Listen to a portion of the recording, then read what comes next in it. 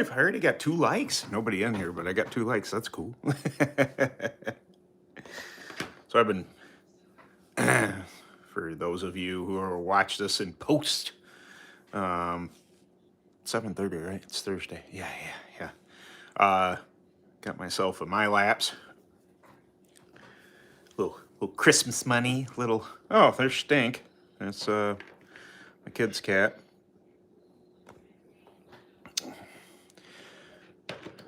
What happens if I put it in there? Just cat.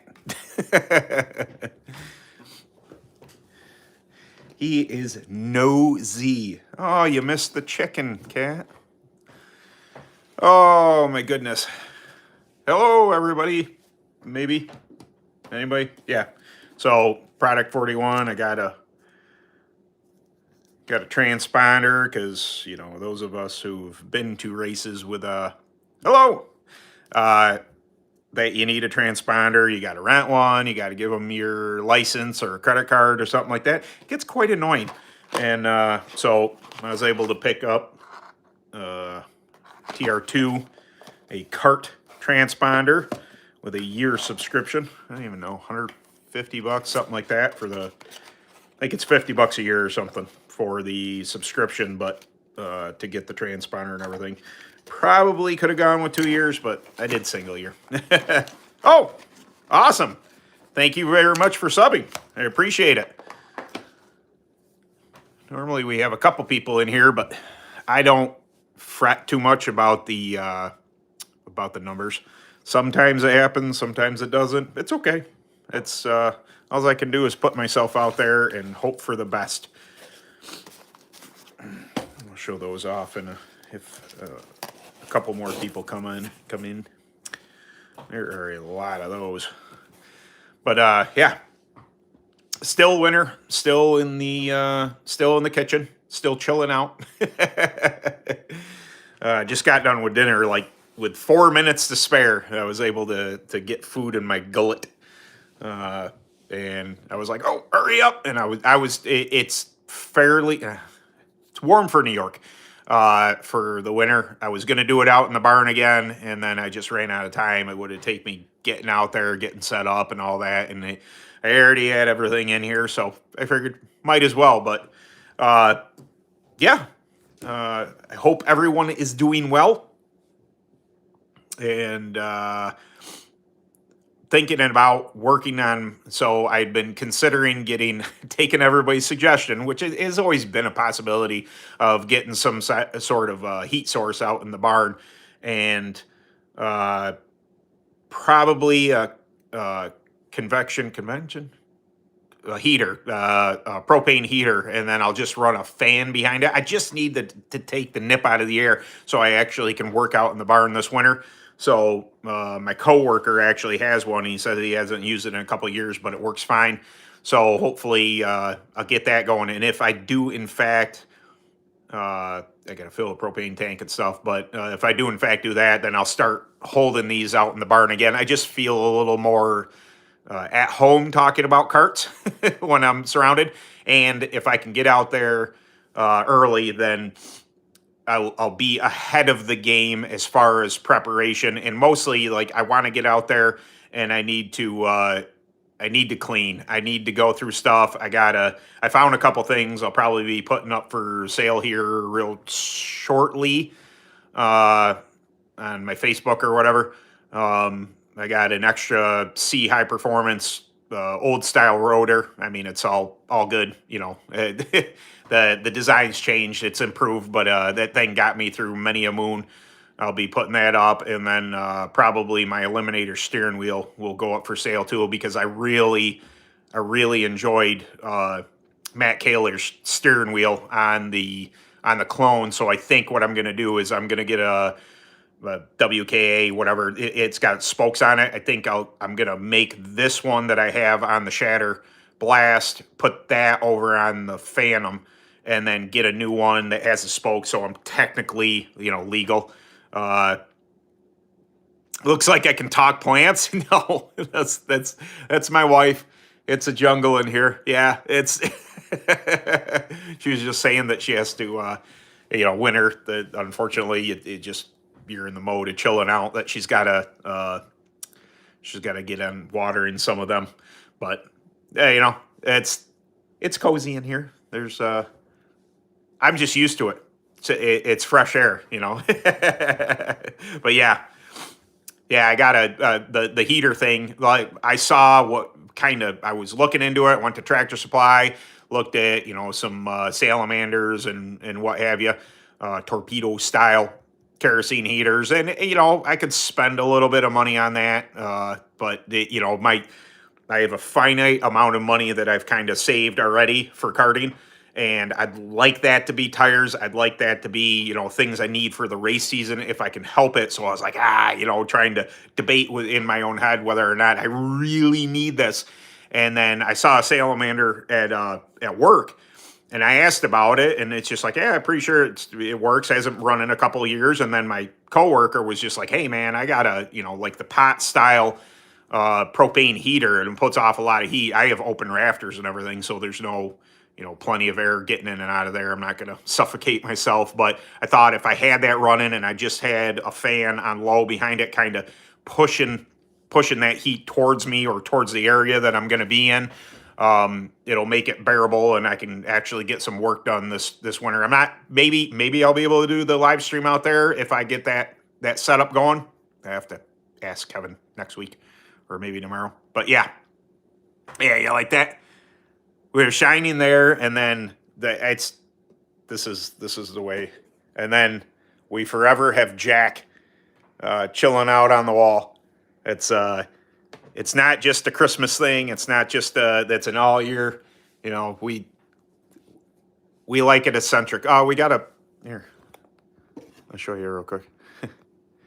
Yeah. We got a jack-o'-lantern in the kitchen. Yeah, it's awesome. Why enjoy things just that time of year when you can enjoy it all year long? My house is interesting. I love it. Get lots of stuff, to observe at all times. Yeah, I like it. It's pretty cool. Wife and I got a really cool thing. Well, it's designed by her, so I'm along for the ride and I enjoy it. Yeah. Oh, so there are a couple more of you in here. I will be putting these together pretty soon here. But what we're going to have is going to do some sticker packs, like a support type of sticker pack. And I'll show you what's going on here. Some people know. Some people in this very chat might know. Maybe not. I don't know. Anyway, I'm going to be putting up just a sticker pack of multiple ones of these. I'll probably do like 4 and 4, and envelope, and I'll create a thing. I'll set it up. I'm gonna get them in envelopes and everything, and then I'll kind of advertise it, if you will, at like $5. Get yourself 8 stickers, just to support the channel. I mean, you're not gonna make a ton of money on it, but just I do get asked about stickers sometimes, shirts, sometimes hats, and it's just like, man, I have a real problem promoting myself because I don't know, I just low key, that's the term the kids use. I'm not in your face type of thing, but yeah, so those will be coming out soon. I got envelopes. I got lots of. I'll have to get some stamps and stuff like that, but I'll set it up. If you guys want to support the channel, just as a extra, little thing, and then you can put stickers wherever you want. I figured, 8 stickers I got quite a few here. There's 2 boxes of these, of both styles. So you got the red and then the white and red. So I'll be getting those together, get some envelopes together, and if you guys, feel the desire, the need that you would like some Kart 6T3 stickers, I'll make those available, and probably, get them. I don't know, maybe I'll do like once a week if they're a popular item, ship them all out at once, so I only have to go to the post office once a week type of thing. Who did you get your sticker? I think Sticker Mule. I think that's for whom did them. I could be wrong. Silent partner. We'll say that. Somebody who supports the channel helped me out with it. So I'm not quite sure where exactly. I think the ones that I got before, the other ones that I was gonna do this with, I think I got those through Sticker Mule, if I'm not mistaken. But yeah, they're. Oh, I'm getting a message. Uprint is where they came from. Uprint. But yeah, I figured that that's to make it worth everybody's while. Do a 4-and-4, so you get 8 stickers for $5. I think and then it doesn't just one sticker and then that's that, and it just it didn't make sense to me. And because there are so many here, I thought that it really if you wanted to put them on your cart, you wanted to put them on this or that, support the channel and show that you watch the channel. That'd be really cool. It's just I'm uncomfortable, but I got to get comfortable. It's just part of the YouTube thing. There's my wife. Hi, honey. You want to be on live with people? Talk to people? No. Oh, all right. New Kelsey and Michael tuning in from Manchester, Indiana. Well, hello from Indiana. That's awesome. Good afternoon, New Zealand. Wow, that's crazy. I got somebody watching me from New Zealand there. That's awesome. Those are awesome. Thanks for sending me some. Hey, no problem. No problem, Bill. It's just a cool addition. I know that, that's probably lax. I struggle with that. I see like the Ultimate Kart Media guys, they're doing t-shirts, and, I think I got a t-shirt coming from Chavis Motorsports, the New York, Matt Chavis. I got a t-shirt coming from him, and I get it. I know that, t-shirts would be awesome. It's possible. It's just cubic dollars. And it's a shot that you take. Like we have a local place, Carpies, that does a lot of work. They work with UAS. They work with a lot of local down in Wellsville, the AMS, that track I run. They do a lot of wraps, and they can do t-shirts and all sorts of stuff. And the possibility is there. It's just coming up with the upfront cash in order to do it. And then, as myself, I'm running the risk of paying this money and then them not selling. And I'm just very uncomfortable, like a pre-order and this and that. I don't think of myself in that light. I've been, basically, I've been doing good what I'm doing. I know I should expand. I know I should put myself more out there. It's just, it's a struggle. It's like a mental thing. So, but yeah, as I was showing in the very beginning there, product 41, got myself a transponder finally, because I find that annoying, that you got to go up and you got to give them your license and then, pay the extra $10 or whatever it is to have a transponder. And it'd be nice, just go up, give them your number. And then we went to the 2023 Grand Nationals. I think it's 2023. Could be wrong. No, I'm pretty sure 2023 or 4. Anyway, we went Hunterstone, and of course, I forgot my transponder. Left the track with the transponder. Started getting blown up.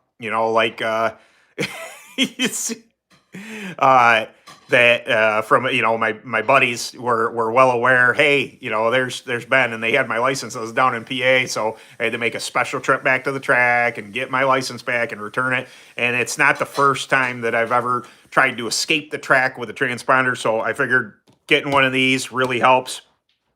If their system wherever I go runs my laps, great. I don't know, what the difference is in between transponders, but at least the tracks like Dreamfield, for instance, they're in Afton, New York, and I know they run this system. So it'll be nice to be, I'll go race there. I'm sure sometime this year, maybe a couple times, and be able to bring my own transponder and not worry about it all day long and leave the track and have a transponder. So just one of those benefits. Also, if you saw the picture on Facebook there, picked up a Zamp. I've always wanted a different neck roll.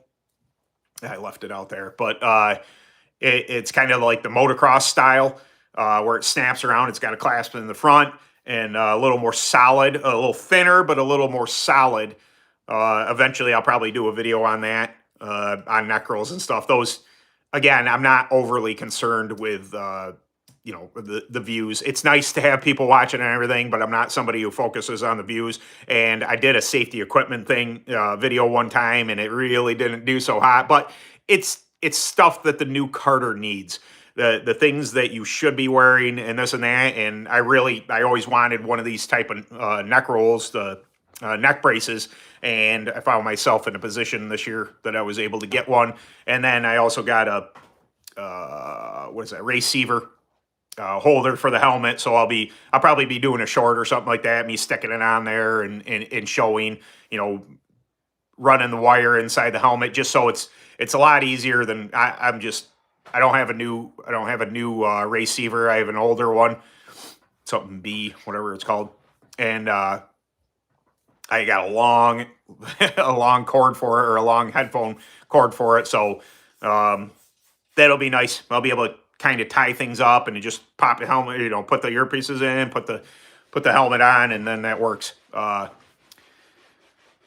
Me and my kid are running our first season in the spring. What's something I'm definitely not prepared for? Ooh, that's a loaded question, and I'll hit the first one, tires.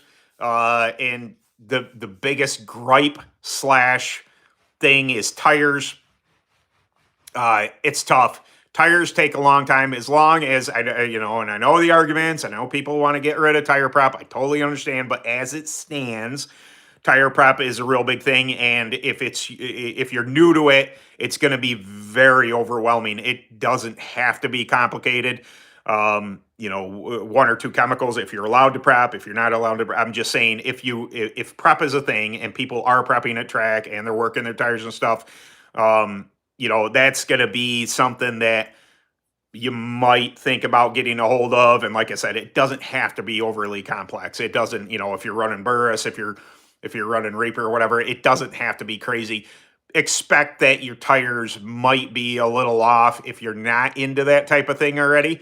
Cost of tires, it's tough. It's unfortunate. I really wish it was better for the racer. You could, but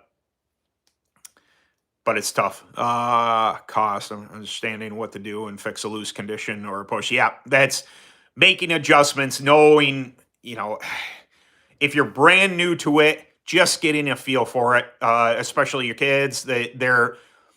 I know that, I've said this before, everybody leading into kart racing, every kid wants to go out there and win. You have to kind of mitigate those ideas, that you may not go out and do it. I'm not saying it's not possible. I'm not saying, that you're rolling into a brand new thing and you're not going to be fast right out of the box. You very well might be.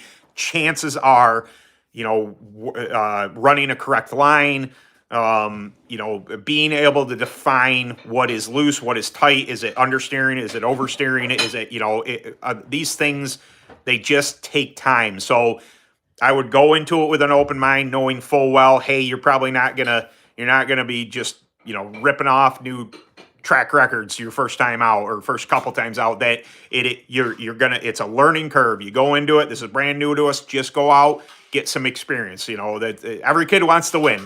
Every adult wants to win, but it's sometimes just not in the cards, especially when, you're showing up to a new track with people that have done it for a long time, that know the track, that all this stuff. Very hard. Get the new book. Yeah, what is that book called, Bill? I really should spend the money and read it. Reading. What is this reading stuff? Actually, I have. I think I have some of the old literature. I can't remember what it was called, but I have. I have like the tire books. They're old. They were handmade type of books. Chemical Attraction and the other one. I think I have those, and I've leafed through them. I'm more of a experienced learner. I learned through experience. It's tough for me to read and pay attention. I don't know if it's ADD or what the deal is, but yeah, it's tough for me to say. Like I haven't. When's the last time I read a book? I don't know, 20 years ago. uh, Prep is a thing here. I've got good recommendation. It's Burris track. Okay, good. See, I was going to say Burris are probably, in my opinion, the easiest in the prep world. Just in my opinion, because Burris, in my experience, not everybody's experience, Burris don't like to be treated beforehand. As long as you're staggered correctly, you do all your treatment at track. You look for the best way to fire your tire off. Something like a Vaga or a Maxxis and to a degree a Reaper are going to take at home prep in order to sanding and this and that. Burris are, yes, they're American made, awesome. In my opinion, that you do the least weekly work on a Burris, and I'd say the second hardest at track, the first being Reapers. I think that you have to at track time with Reapers it's something to get used to. But Burris, you get yourself a set of 33s. There's an argument to be made. How many sets do you need? As a new beginner, one set, two sets, something like that. Just something, keeping your staggers right, and then wiping, a couple wipes here or there. It's they're. I think they are the easiest at track. If you don't do anything at home, if you're used to doing the stuff at home, then everything else is similar. Like you would just work internal and this and that. But yeah, it's the I like all tires, but yeah, obviously I run Burris around here, so that's what I do. If you want to surface them at home, I think that really kind of helps. If not, no big deal. You can sand them. You can not sand them. They'll take it. They'll do fine. We are starting small. Used Rage Nitros. He's running Kid Champ, and I'm running Box Stop Champ. If he gets really into it, I'll take it as far as he wants. That's awesome. That good on you. Yeah, that's getting to the track and being in that environment. It's very addicting. Not only the bad stuff aside, the arguments, the this and that. We're not going to focus on that, but being in that family atmosphere, hanging out with your family, kids. You see it all the time in between races. They're tossing the ball around. They're doing, they're being kids. They're being outdoors. It's just it's such when you go to the track, at least in my opinion, it's nice to see kids not glued to phones. Whether they're focusing on the cart and trying to pay attention to that, it'd be cool if they were. But just seeing kids be kids, I think that's it's a super bonus. I love that part. I love seeing kids toss balls around and do this and interacting with one another. I think it's fantastic. It's it's a bonding experience besides the competitive side of everything. You can take it as far as you want to go. And this isn't my reference, but people get very competitive. They get very juvenile about the way they're treating their adversaries on track. But you can put the blinders on and just focus on the positives. I think it's a much better experience when you do that. But yeah, I know it's so many months. It's let's see, January, February, March, April, May. I probably forecast I'll be on track sometime around April. I don't know. We'll see. Geez. Thanks a lot, Ben. I've gotten so many tips from your videos. You helped us a lot so far. You're very welcome, and thank you very much. I appreciate it. You don't ever have to do that. The money I do get from YouTube is supplemental. It's nice, but I don't ever count on it. But that's I appreciate you guys watching. That's if I can help at all. That is my number one goal. It is to help people. I don't ever claim I'm right. I don't ever claim I'm some kind of guru or about something. That'd be silly of me. I don't have the I don't have the background to be claiming that. I was fairly good at UAS Open, but the clone's been a whole nother world, man. Relearning everything. That's being 20. What's sorry, 23 years old. That's how long I've been racing. 23 years into racing karts, and just 2 years ago or whatever, dipping my toe into what most people run. You know, I've only known KT 100s and UAS style racing for so long that dipping my toe into the clone stuff it's been a real learning experience. But it's been very good because I can almost I can bond with the new person to it because I'm so in my infancy of clone racing, these experiences. So it's almost like I'm learning with you, and I get to tell you guys my experiences and be like, hey, I tried this, that didn't work, like. Uh, have you ever heard or been around Cobra tires? I have heard of them. I have never been around them. They started to pop off a little bit, and then the, I saw some people run them, and then when's the last time I saw them? I think I saw them this summer. Somebody was running them on asphalt, and they said that they had a Cobra tire rule, which they're very inexpensive tire. From what I heard, they really weren't that bad of a tire, but they just never grabbed hold as the other brands have. I think all the air was sucked out of the room when Reaper came into the fold, and of the new brands that were trying to get their foothold in anything. Reaper probably leads the way. AJC, I haven't had a set of those yet. I saw them at the Grand Nationals out in Iowa.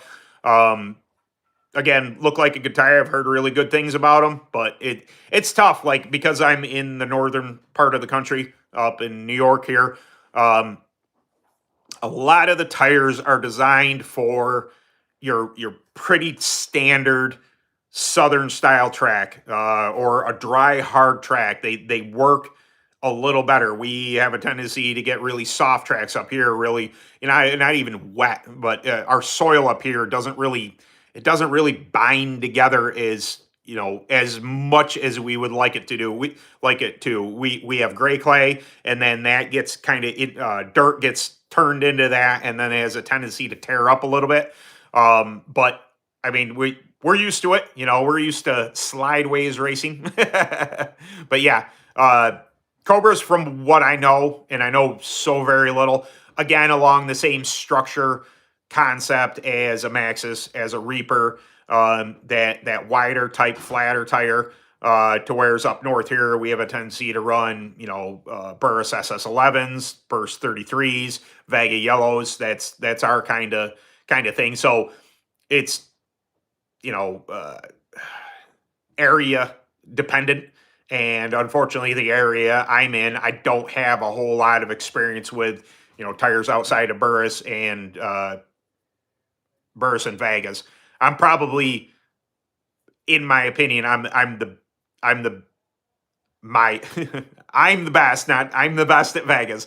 My Because I ran Vega yellows for so long in UAS, that is my forte. My personal experience, I'm the best with those tires. Second, would be Burris 33s.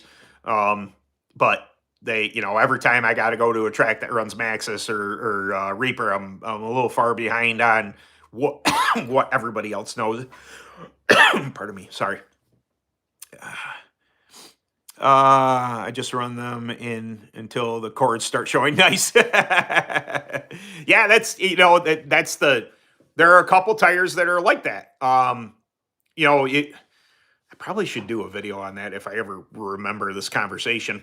Um, but there's tires like a Vega yellow, uh, arguably a Reaper, that they work as good, if not better, when they get down in tread depth. They perform better. Now you could say that about Burris. If you get a real hard, fast type track and it's a Burris rule, you can cut some 33s down till there's 30 thousandths tread. I think they start with 90, and there's our argument to be made that those work well. But from my experience, like you can cut maxes, but you got to leave the edges alone. The edges will tear off, and to an extent Reapers are that way, but Reapers seem to be faster the less rubber they have on them. At least, from what I've gathered so far. We need to see Ben in his sweet UAS kart soon. Yeah, engine's sitting over here. I got a hold of Ernie, who runs the UAS now. I got a hold of him. Probably go that way. He's got a local guy. I need to have a connecting rod put in the Bama. That's got to get done before I run any UAS. It ran well at nationals, but I think because of what happened to the cylinder in the 270, it's now a 250 because I had an extra jug. I'm running on borrowed time. The only reason I ran it the way I ran it was because nationals are coming up, and I obviously can't run a clone out there. I'd get waxed pretty bad. But it needs a connecting rod. It needs new bottom rod end bearings. It probably needs crank bearings, stuff like that. And I eventually get around here to tearing it down, get it to its base package, ship it off down to Ernie, and get it to his guy, and then the big big Bama will do some work. Yeah, I don't think it was the first. I think it was the second ever 300 that Buller made when Walt was still involved. He was my he was my kart partner and all that. I had a 300, and I went about it all the wrong way. I was trying to twist the engine like it was a 270, like it was a 250, and I think that was the wrong way. It wasn't until after Walt was getting out, he was retiring from racing, that we kind of were bantering back and forth. We were attacking it. We should have been engaging our clutch far lower than we were. We should have be pulling far less RPM to utilize the extra bottom end that engine had, because it really did. Even the jump from 270 to 300 cc, that really increased the torque on the engine, and I should have been using it a different way. But we had been running the Bama since 250 version, 270 version, power valve, not power valve, all that. We had been running those 2017. We had a lot of experience with it. It's just when you get set in a way that, hey, I like this RPM range, I like it to this, I like it to do that. When you're changing, even as far as CCs, you're changing that power curve. Instead of a 250, which was like this, and then we went to 250 power valve, which broadened that a little bit, and then we turned to a 270, which broadened even more, and then the 300 really it really opened up the bottom end and really got really good horsepower down low, and it really broadened that scale, and that 300 was like that. But I was still trying to twist it the same RPM that I did the other engines, and it never really took. The way I was driving it, the way I was gearing it, it never really took. But they're monsters. They'll poop and get, because I don't swear on this channel. But yeah, the plan so far this year, I'm kind of playing it by ear, if you will. Is to run, become a UAS member. I fully anticipate going down to Tennessee for the Grand National. So I got to run. I'll run at least 2 quarter points, maybe more UAS, depending on schedules that come out and availability of. But getting this fixed, making sure it's good to go.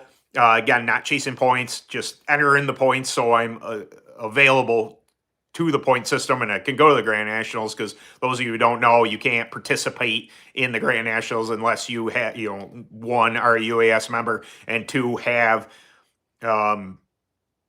have a quarter point or 2 or 3 or however many. You got at least have one to go to the Grand Nationals. It's just that was done to, we had some snipers over the years that were just showing up, paying a membership at the track, and then it's not that we didn't the sanctioning body didn't enjoy having the racers, but also like a lot of us put time and effort into being UAS racers and supporting our regions and everything, and then we go to our points finale. We want to do the best we can, and we got people showing up just paying membership to run the one race to win the big prize type of thing, which wouldn't be the championship. It'd just be the race or the money that's on the line. How big is it? My engine right now, 250. I'd pick it up, but it's heavy. It's YZ 250. Yeah. So I've had all the versions that I know of. We started off with the base package, which is what I have now, a standard Bama 250, 250cc, and then we upgraded it to 270, and I think we built a 250 as a power valve. As I recall correctly, we had a 250 as a power valve and we had a 270 as a power valve, and I much preferred the 270 over the 250. It just obviously had more power, and who doesn't like more power? And then we had a 300. I've had quite a few packages in this barn, or in the barn that's that way. We are in the Midwest and we run really small boring gumbo clay. And a lot of guys have noticed have been running these Cobras, the Predator class. I guess it's just because the cost maybe. Yeah, that's no issue with the Predator guys. You have a tendency to find that, and it's good for the sport. I don't want this to come off as bad, but you have a tendency to find that the Predator guys are the cheaper guys, and that's not meant as an insult. But they have a tendency, like we have the extreme box stock or extreme Predator class, whatever they call it around here, and your chassis has to be 13 years old, and you run a standard Harbor Freight Predator with a shoe clutch on it. Go race. That's the basic premise. There may or may not be a tire rule there, depending on what track or what class you are, but you have a tendency to find people that run the Predator stuff to be budget-friendly people. I won't say cheap, budget-friendly people. To just, not have to invest the ridiculous kind of money that you have to if you want to run up front and clone, it's, aside from the local race, if you get out, if you figure your tires out, if you figure out your chassis, you can run great. But once you step up to a national style race, you're going to a state series race, if you want to be in the front of the pack, it is a lot of money. And even, it's good / I don't want to say bad. The Ducar is making that Predator style a little more kind of in between. So you have your base Predators that are the money conscious type people. You have the Ducar guys that are pretty much just taking a clone setup and then putting a Ducar engine on it and running that. It's all good. It's not that we need any more classes. That's one could argue that the first couple gripes about kart racing are tires and the cost of things. And then, where was I going with that? And then you get into the Predator stuff, and then the people who have all that invested don't like that, and I don't know. It's all good, but when you start putting in classes, that was the third thing I wanted to say, and the other thing would be, how many classes, tracks run. Locally, I think it's manageable. They don't have too many classes, but when you get into those bigger series, they have a tendency to run 20, 22 classes. It's crazy. You got pros, no pros, Ducars, Predators, treaded, not non-tread. It's I know why they do it, but it's frustrating nonetheless. Normally tracks a great decent payout with the Predators, with the highest turnout, the most fun to go to the race and kind of people. Yeah, absolutely. They also rip the engines down for inspection, pretty decent at most of the tracks. If you win, you keep things fair. Yeah, that's it. It definitely. People have said that the Predators are the easiest to cheat up, but I would say that they're also arguably one of the more common engines to be torn down. I've seen people, uh, lose their position over an RPM. They got an RPM rule. You can't turn any more than 5,500 RPM. They come back. They hit the recall on the track. You're in 5,600 RPM. Your position's gone. You now are DQ'd. So there's ways to cheat them up. There's also ways to keep them under wraps. That's what I'm saying. That I think the Ducar, although a little bit more expensive, arguably harder to, because it's sealed engine and all that stuff. A little more quality of a part, a piece, if you will. Little easier to keep track of, type of thing. But I don't. If you got it, run it, man. But yeah.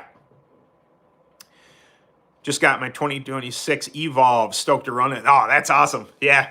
I'm a big fan of that design. Obviously I run the Shatter and the Phantom now. They're in my stable, but a huge fan of the Evolve. And if you look at, Daytona, for instance, if you look at, who all was on Evolves, it is obviously a choice of UAS racers. The C High Performance Evolve allows for the bigger, is it 8.5 or 9.5 liter upright tank that you can run, so you don't have to run a big tube like I do, because the tube it's problematic.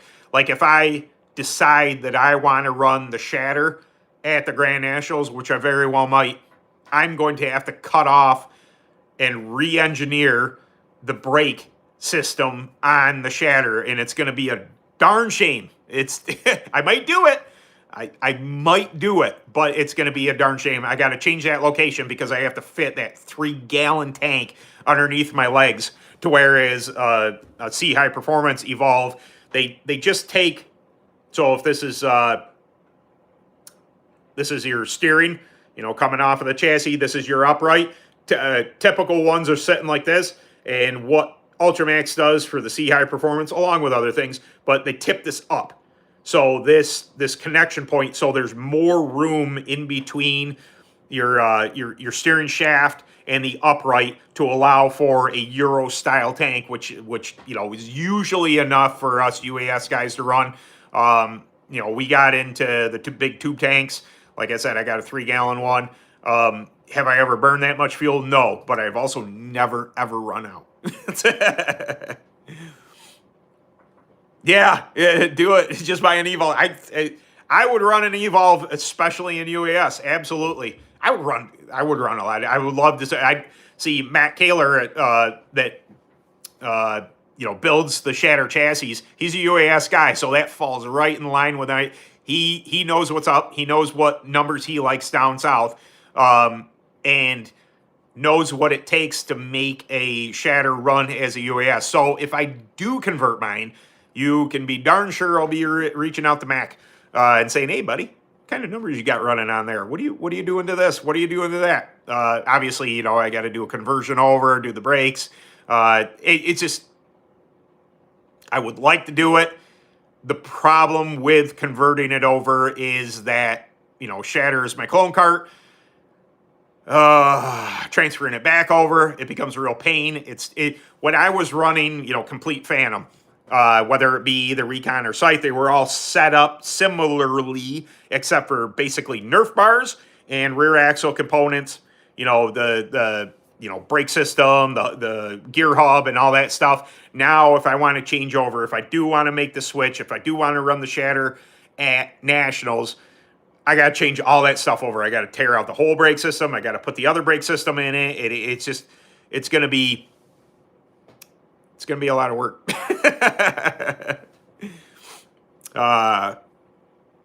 Product 41. Yes, Product 41. Is that a question you don't know about them, or are you curious? Product 41, sponsor of the channel. Ronnie, Sawyers, I believe that's how you say his last name, owns it. Super dude.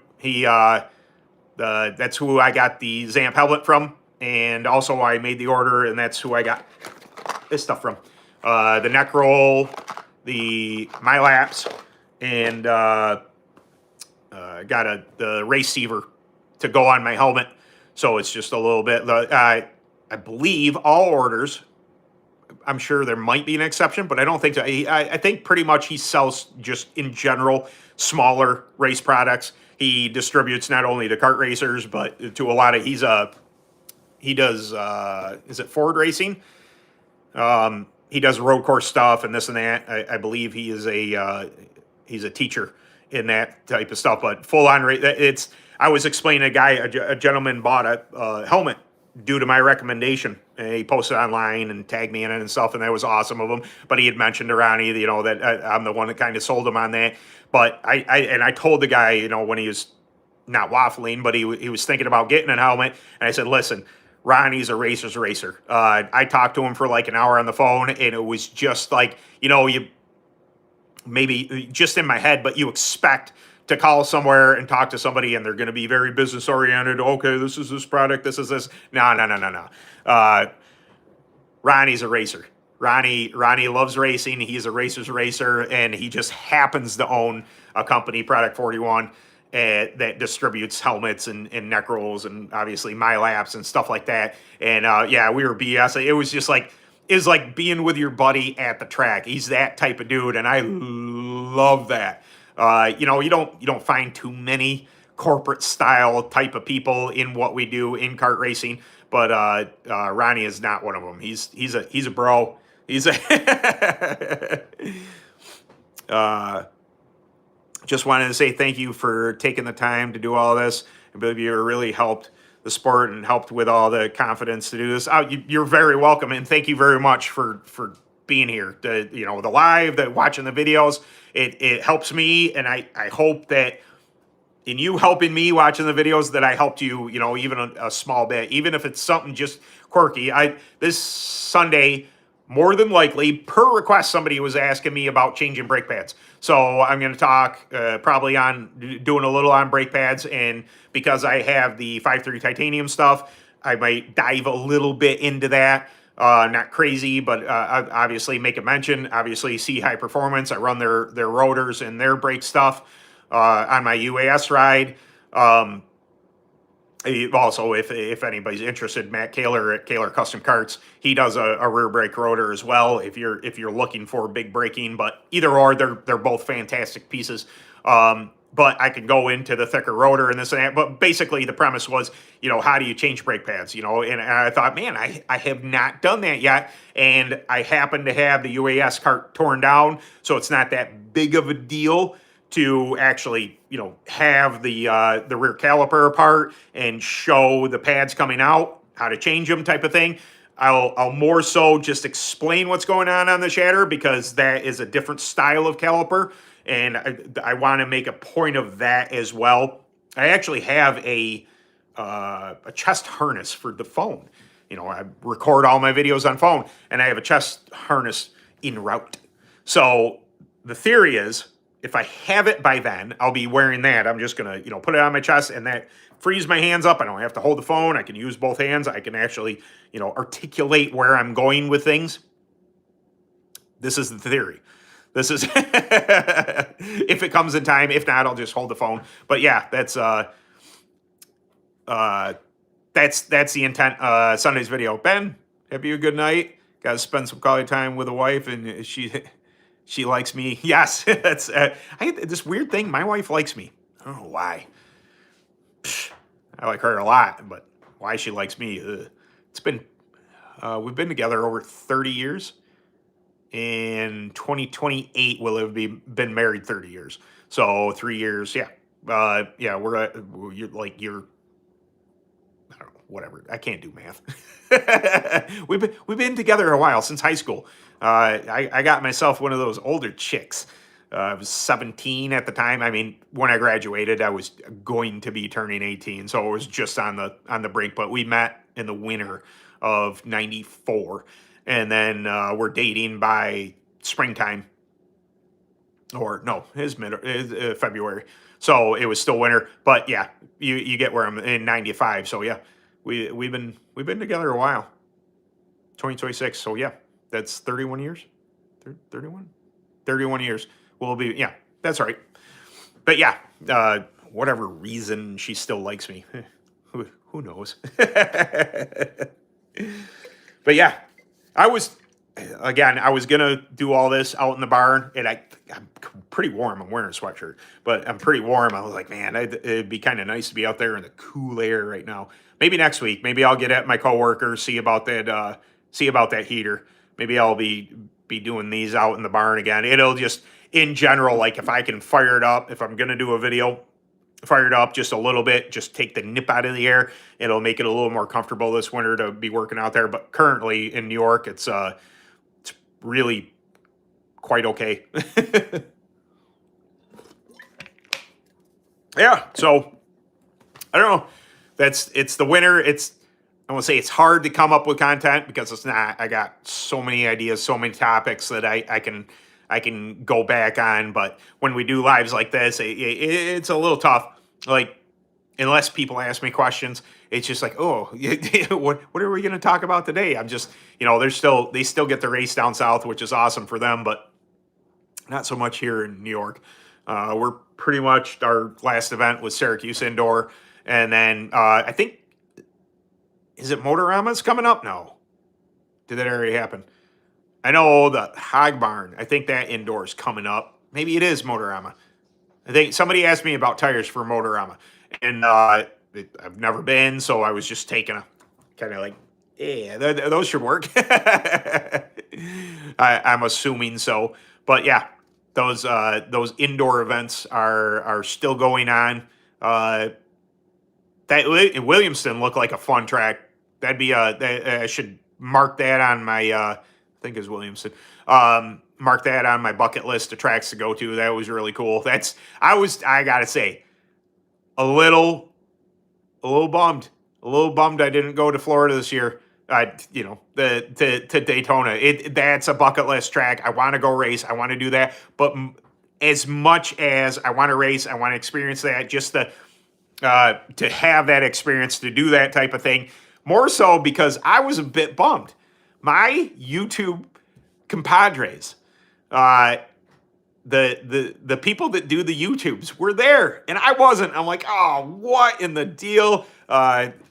It's Super Duper South and Degenerate Garage and Alex Hamilton were all there, and I wasn't, and I was very upset about this. I was like, oh, see, I got to watch Super Duper South's video, but I saw Alex in the background, and I was like, oh man, they were all there. I'm like, oh. That's, even if I wasn't racing, it would have been nice to go down and see. But then again, if I'm gonna make that trip, that 1,200-mile trip to Florida, obviously I got places to stay. My old man lives down there. One of my best friends, Jamie, lives down there.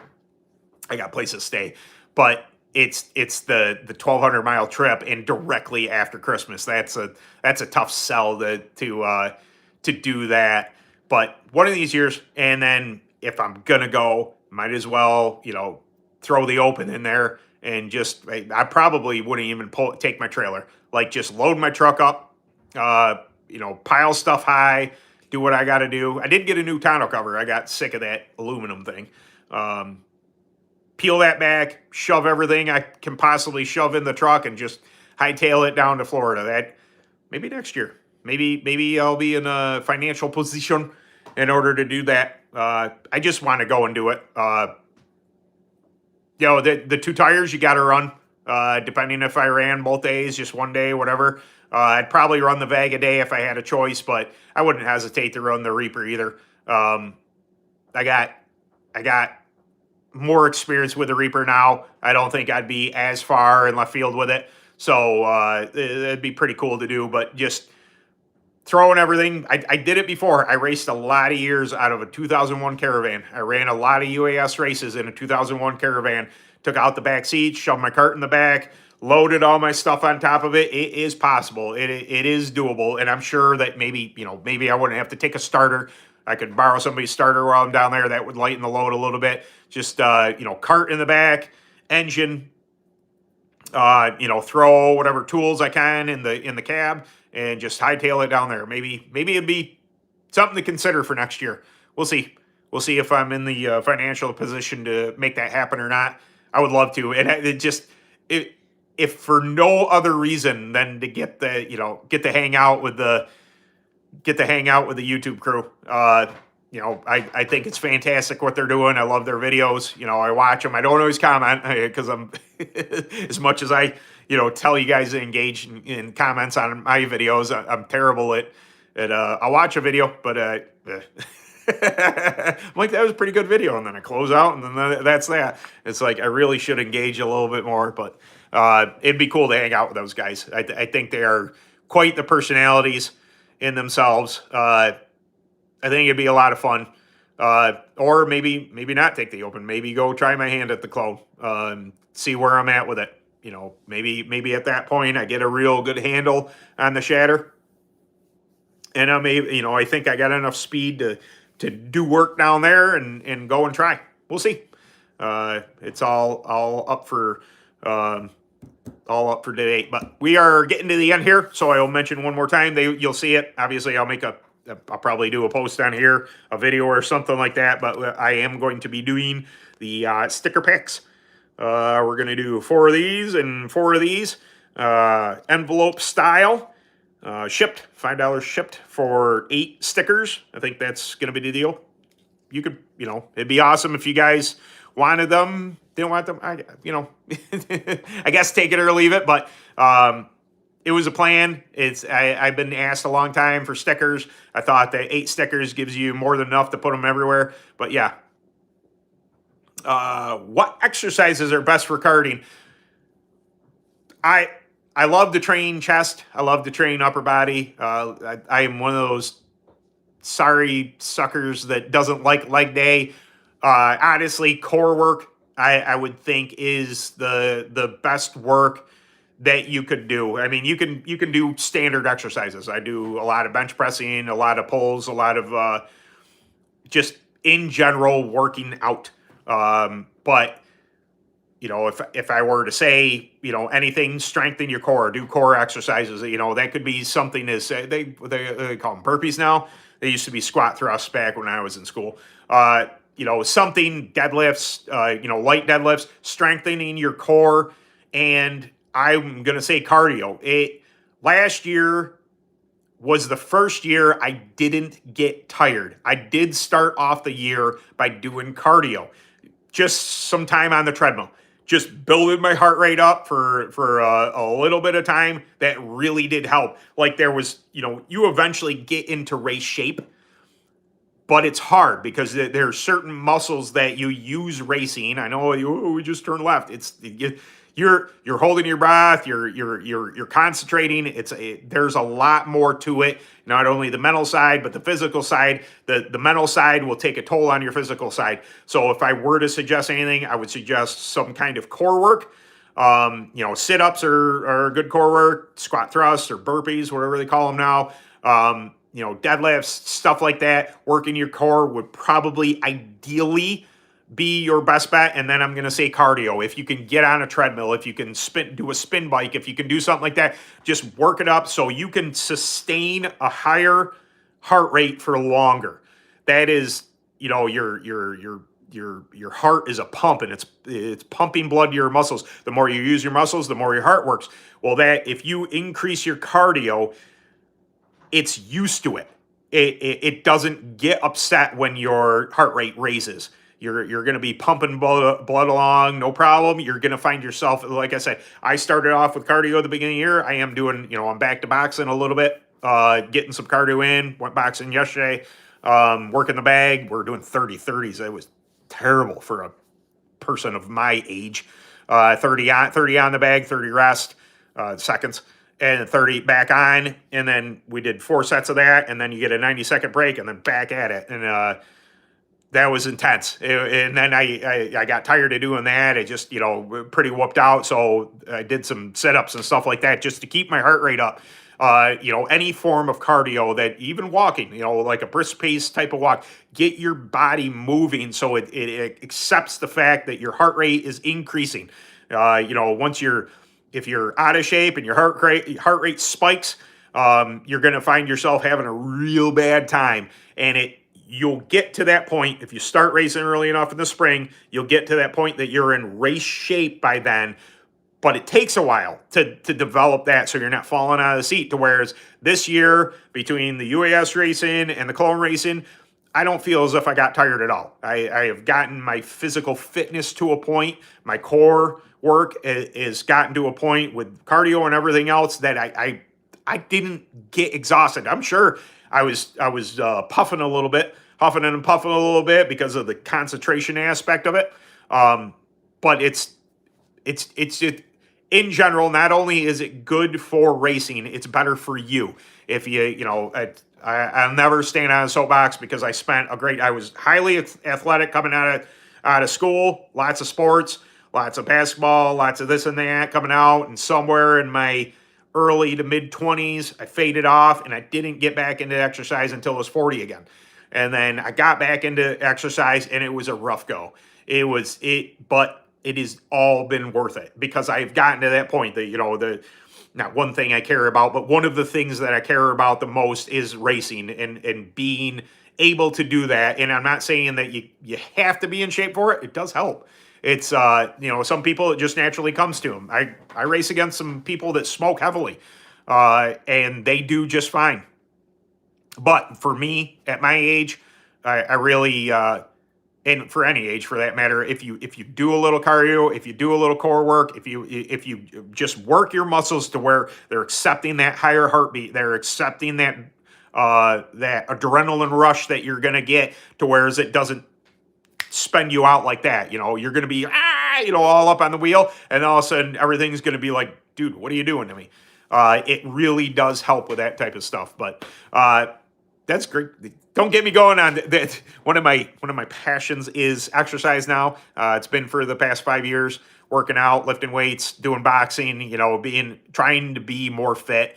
I often thought about creating another YouTube channel and doing, Gen X lifts or some name like that, and explaining, hey, I'm a little older. These are the things you got to consider. This is going to hurt. That's going to hurt. But these things all kind of go together. But I could go on. I got supplements. I got the protein powders. I got the creatines. I got the pre-workouts. I got all that kind of cool stuff. I watch a lot of bodybuilding stuff, just in my, listen to it at work. But anyway, all right, guys, it's been an hour. Thank you very, very much for coming by. Video on Sunday is going to be about brakes, primarily about changing brake pads, but that's going to be just one of the topics I want to talk about during a video about brakes. And I have different versions. I have standard versions. I have the C high performance, the brakes for big ones. I have the 5.3 titanium. I believe I have enough that I'll make a pretty cool video aside from just how to change brake pads. But, it's some little quips and stuff like that are going to help you guys. So thank you very much for stopping by. I'm going to get off here. I'm going to hit the shower, and I think we're going to play NASCAR 25 tonight. We played F1 the past 2 nights, so I think it's time for some NASCAR again. All right, guys, thank you very much for stopping by, and see you next week. Later.